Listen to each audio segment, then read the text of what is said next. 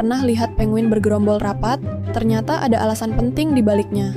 Sebelum kita cari tahu, jangan lupa subscribe channel ini, biar kamu nggak ketinggalan fakta seru lainnya.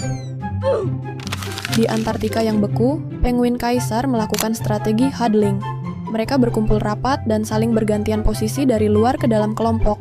Ini bikin suhu di tengah-tengah kelompok bisa naik hingga 25 derajat Celcius, jauh lebih hangat daripada di luar. Sangat efektif, kan?